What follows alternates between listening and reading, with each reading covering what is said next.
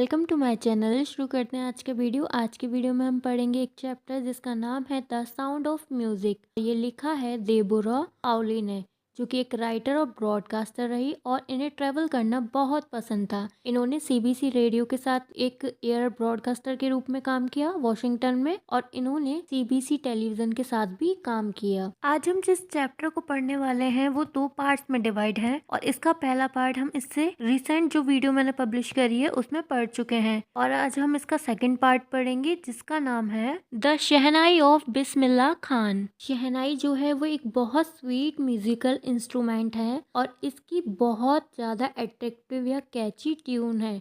शहनाई का जो म्यूजिक है वो हमें वेडिंग की याद दिलवा सकता है, और हो सकता है तुम लोग सोचो या तुम्हारे मन में नाम आए शहनाई के बारे में सुनकर उस्ताद बिस्मिल्लाह खान का। द शहनाई मैस्ट्रो, जो शहनाई के बारे में काफ़ी कुछ जानते थे और उसे बहुत अच्छे से प्ले करते थे। इस चैप्टर को हम आगे पढ़ेंगे और शहनाई उस्ताद वादक बिस्मिल्लाह खान के बारे में जानेंगे। जो एम्परर रहे थे औरंगजेब, उन्होंने बैन कर दिया था एक म्यूजिकल इंस्ट्रूमेंट जिसका नाम था पुंगी, अपने रॉयल रेजिडेंस या फिर राजमहल में।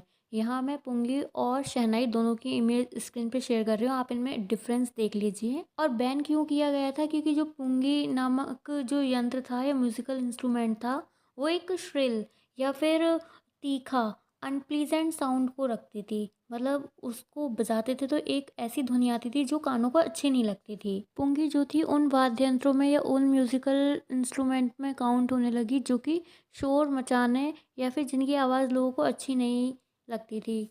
कुछ लोग ये सोचा करते थे कि एक दिन ये रिवाइव्ड या फिर पुनर्जीवित हो जाएगी या फिर किसी और रूप में आएगी। प्रोफेशनल म्यूजिशियंस के एक बार्बर या नाई ने, जिसकी रॉयल पैलेस तक एक्सेस थी या पहुंच थी, उसने डिसाइड किया कि वो इम्प्रूव करेगा टोन क्वालिटी को पुंगी की। उसने क्या किया, एक नेचुरल होलो स्टेम लिया। होलो मतलब खोखला, एक प्राकृतिक खोखला तना लिया। ये जो तना था वो पुंगी की तुलना में लंबा भी था और चौड़ा भी था। अब इसने क्या किया, इसकी जो तने की जो बॉडी थी उसमें 7 छेद किए। जब उसने इनमें से कुछ छेदों को बंद करके और खोल करके इसे बजाया तो बहुत अच्छी और मधुर साउंड आई, और जो राज परिवार, जो रॉयल पैलेस के जो लोग थे, उनके सामने भी उसने इस म्यूजिकल इंस्ट्रूमेंट को बजाया और हर कोई इससे अफेक्टेड हुआ। लोग इम्प्रेस हुए। अब ये जो इंस्ट्रूमेंट था, ये पुंगी जो थी उसको रिफॉर्म करके नया बनाया गया था, तो इसको एक नया नाम भी देना था। एज द स्टोरी गोज, जैसे कि कथा कही जाती है, और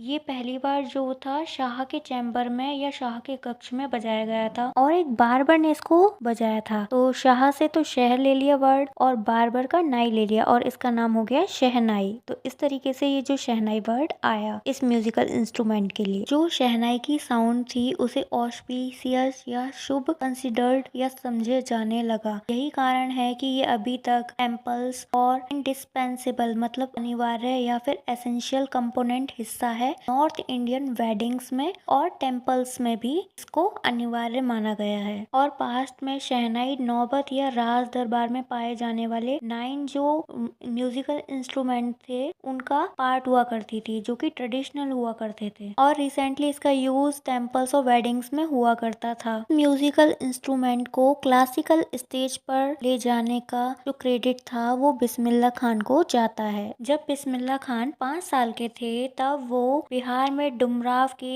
एनिशियंट स्टेट में प्राचीन इलाके में तालाब के पास गिल्ली डंडा खेलने जाया करते थे। वो रेगुलरली या नियमित रूप से पास के जो बिहारी जी का टेम्पल था वहाँ जाया करते थे और भोजपुरी चैत गाया करते थे, और इसके बाद उनको एक 1.25 किलो का लड्डू मिला करता था जो कि स्थानीय महाराज के द्वारा दिया जाता था। ये 80 साल पुरानी बात है, और ये छोटा सा बच्चा जो हमारा हाईएस्ट सिविलियन अवार्ड है इंडिया का, उसे पाने के लिए दूर दूर तक ट्रैवल कर चुका है। 21 मार्च 1916 को जन्मे बिस्मिल्लाह खान बिहार के वेल नोन फैमिली जो थी म्यूजिशियंस की, उनसे बिलोंग करते हैं, उनसे संबंधित हैं। उनके जो दादा हैं रसूल बख्श खान भोजपुर के राजा के दरबार के शहनाईबाज है, और उसके जो फादर है पैगंबर बख्श, और उनसे जुड़े पैटर्नल एंसेस्टर मतलब जो पिता की साइड के जो भी पूर्वज हैं वो भी बहुत अच्छे शहनाई वादक थे। या ग्रेट शहनाई प्लेयर्स थे। इस छोटे बच्चे ने अपनी अर्ली लाइफ में ही म्यूजिक में इंटरेस्ट लेना शुरू कर दिया था और जब ये 3 साल के थे इनकी माँ इनको इनके मामा जी के घर पर वो बनारस है वहाँ पर ले गई थी। और जो बिस्मिल्लाह थे वो अपने मामा को देखकर, जो कि शहनाई की प्रैक्टिस किया करते थे, उनको देखकर मंत्रमुग्ध हुआ करते थे या फैसिनेट हुआ करते थे। जल्द ही बिस्मिल्लाह ने अपने मामा अली बख्श के साथ बनारस के विष्णु मंदिर जाना शुरू कर दिया, जहाँ पर अली बख्श शहनाई वादन के लिए नियुक्त थे। वहाँ अली बख्श शहनाई बजाया करते थे और जो बिस्मिल्लाह थे उन्हें घंटों तक लगातार देखा करते थे। धीरे धीरे बिस्मिल्लाह ने जो इंस्ट्रूमेंट था शहनाई का उसे बजाने के लिए लेसन लेना शुरू कर दिया और वो पूरे दिन भर बैठकर उसकी प्रैक्टिस किया करते थे। आने वाले समय में जो बालाजी का मंदिर है, मंगल मैया का जो मंदिर है और गंगा का जो किनारा है, वो जो यंग अप्रेंटिस है, युवा प्रशिक्षार्थी हैं, उनका फेवरेट या प्रिय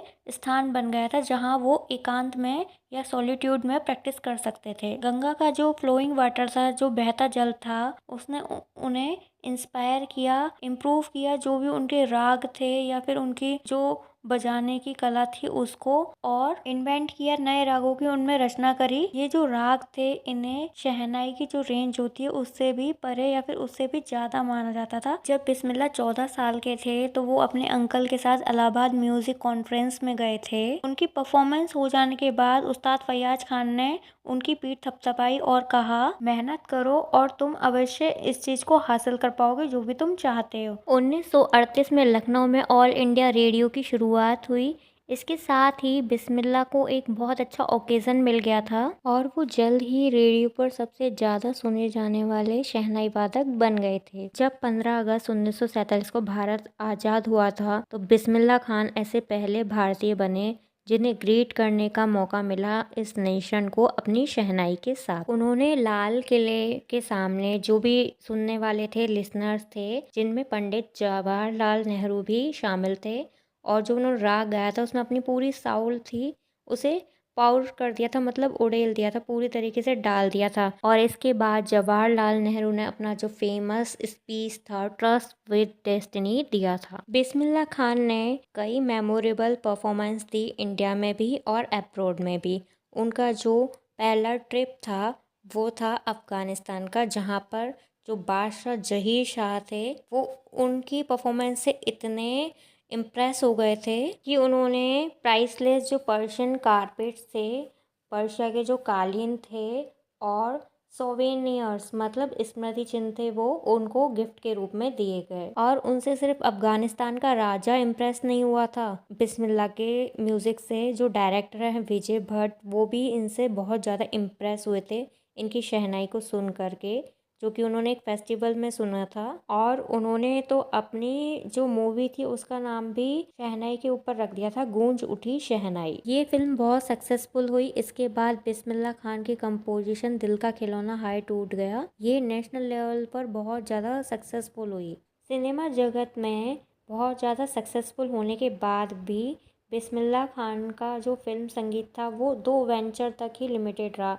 एक तो विजय भट्ट की गूंज उठी शहनाई और दूसरा था विक्रम श्रीनिवास का कन्नड़ वेंचर सनाधि अपन्ना। उनका कहना था कि वो फिल्म जगत की जो ग्लैमर वाली और जो आर्टिफिशियल लाइफ है उसके साथ अपनी भूमिका को नहीं निभा सकते। इस चीज़ को वो एम्फेसाइज करते हैं या जोर देकर कहते हैं। उन्हें अवार्ड्स और रिकॉग्नाइजेशन जो पहचान है वो बहुत जल्दी और प्रचुरता के साथ प्राप्त हुई।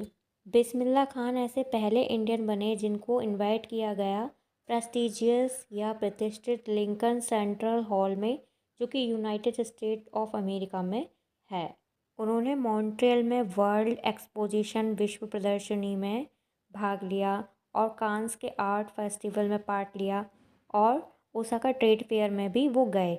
वो इंटरनेशनली मतलब अंतर्राष्ट्रीय लेवल पर भी इतने फेमस हो गए कि तेहरान में एक ऑडिटोरियम या श्रोता कक्ष उनके नाम पर रखा गया, उसका नाम रखा गया तहर मौज़िकी बिस्मिल्लाह खान। उन्हें पद्म श्री, पद्म भूषण और पद्म विभूषण जैसे प्राइज़ कन्फर्ड किए गए या प्रदान किए गए। 2001 में उस्ताद बिस्मिल्लाह खान को भारत का जो हाईएस्ट सिविलियन अवार्ड है भारत रत्न, वो दिया गया। उन्होंने इस कवोटेड अवार्ड को, जो प्रतीक्षित पुरस्कार था, उसको अपने चेस्ट से लगाकर कहा और आंखों में उनके और एक प्रसन्नता थी जो कि बहुत ही दुर्लभ थी, रेयर हैप्पीनेस थी।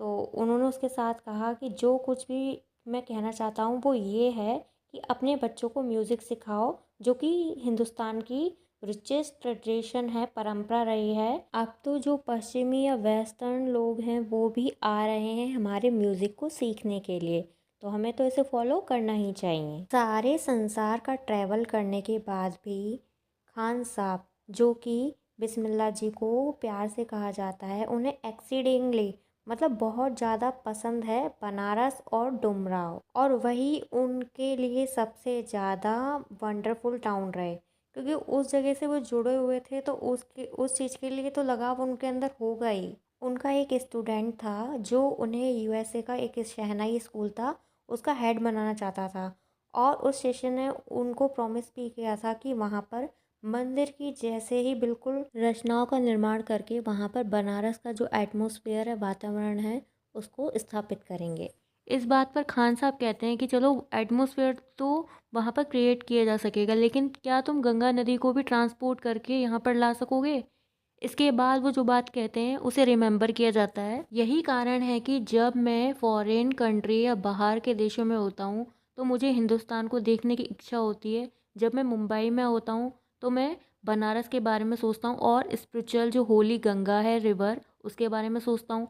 और जब मैं बनारस में होता हूँ तो मैं मिस करता हूँ जो यूनिक मट्ठा है डुमराव का उसे। उस्ताद बिस्मिल्लाह खान की लाइफ एक परफेक्ट एग्जाम्पल है रिच मतलब संपन्न कल्चरल हेरिटेज ऑफ इंडिया, संपन्न सांस्कृतिक विरासत का, जहाँ पर हम देखते हैं कि एफर्टलेसली मतलब बिना प्रयास के एक डिवोट मुस्लिम मतलब जो किसी चीज़ के प्रति डिवोटेड है मतलब भक्ति, जहाँ पर देखने को मिलता है कि जो बिस्मिल्लाह खान है जो कि इतने डिवोटेड थे मुस्लिम होकर भी वो हर सुबह काशी के विश्वनाथ मंदिर के अंदर शहनाई का वादन करते थे। उस्ताद बिस्मिल्लाह खान की डेथ 21 अगस्त 2006 में हुई जब वो 90 साल के थे और प्रोलॉन्ग्ड इलनेस मतलब लंबे समय से बीमार चल रहे थे।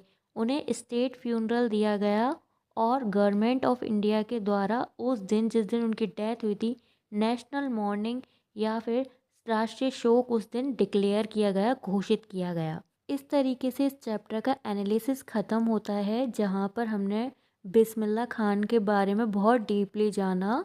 इस तरीके से ये वीडियो ख़त्म होती है। अगर आपको ये वीडियो अच्छा लगता है तो इसे लाइक कीजिए, शेयर कीजिए, कमेंट कीजिए और सब्सक्राइब कीजिए चैनल को। Thanks for watching my video.